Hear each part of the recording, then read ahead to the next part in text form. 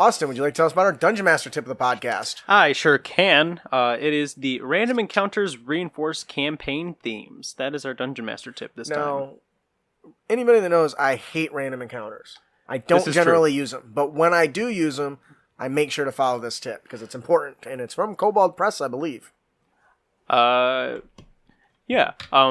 The random encounters and, by extension, small quest hooks can remind players of the major themes of the campaign. Keep in mind, these encounters don't have to be combat encounters. For example, if your campaign features an ongoing war between two nations, you might design random encounter tables to reinforce the ever-present nature of the conflict. In friendly territory, your tables might include bedraggled troops returning from battle, refugees fleeing invading forces, heavily guarded caravans full of weapons, and lone messengers on horseback riding for the front lines. While characters are in hostile territory, the tables might include battlefields littered with the recently slain, or armies of evil humanoids on the march, and improvised gibbets? Sure. Holding the bodies of deserters who tried to flee the conflict. What do you think about this, Austin? I think me and you actually it reminded me of when I was going to DM for my family, that I was going to do a whole big demons and angels kind of, or ever-present conflict thing going on. Yeah, see them constantly flying overhead and like I would explosions of power release. And what it kind of reminds me of that is this is more of a obviously way more sophisticated form of this, where I have an actual table, I can roll like a D20, and in this case, there's some guards that are on the way, and you see them, but obviously you're not automatically in battle with them. Maybe you can just like kind of sneak by, pass by, talk without, all sorts of things first. Right. And that's where I kind of thought, like, well, when I had the whole like angels and demons thing going on, I was just kind of like, how long has it been? It's been about 10 minutes since anything happened. Yeah, you just kind of feel I roll like I think it was like a D6 or something like that. And if it was high, it was really loud. And if it was low, it was really tiny. And one time I rolled a 6 and I said, you guys just hear a house literally explode right behind you. And they're like, what was that? And I was like, well, roll perception. A demon just kicked an angel's ass and it flew into a building. Yeah, and you're just kind of like, that was really unfortunate. And it's fun too because all the townspeople were just kind of okay with it. Obviously, they were getting like help and they were trying to put out the fires and stuff, but they were like, this is unfortunately the battlefield for them. Alan, do you use random encounters? I wouldn't call them random encounters because I plan like 5 or 6 of them, and then when the time comes right, I pick them. I use them a lot to introduce NPCs. So good way to do it. Sometimes they get to rescue an NPC, and now they've got someone who can help them.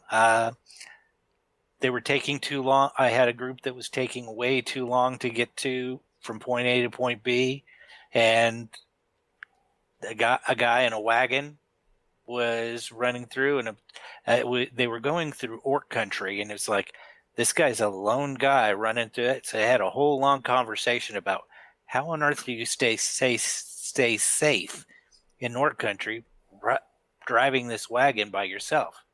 And he's like, bread? I said, what? Bread.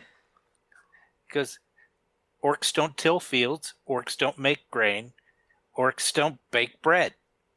They love it. So I buy a bunch of dales and they go for it. I didn't know that. That's awesome. I love that. That's genius. So we had a long role-playing encounter where they were talking about this, that, and we got to the next place with this conversation, and I was also kind of gave them a tip about, if next time you run into orcs, if you're not immediately hostile to them and maybe you've got some extra bread in your sack, they might be willing to buy them off. Oh, that's funny. They can get gold. Right. They can't get bread. I love it. That's so smart, actually. Yeah.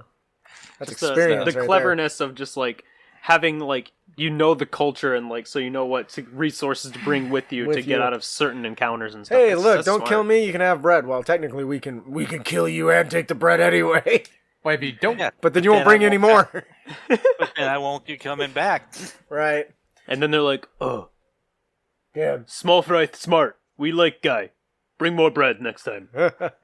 Here is change. I Every time he drives his wagon up, his little travel wagon through, he has a big old bag of day-old rolls. I think He brought him a cake once. He brought the chief a cake once. He says they actually gave him stuff. That's cool. That's awesome. I love that play. So I don't like random encounters generally. I think that if you are going to use them, making sure they're telling the story around you guys, around your players and your world is important.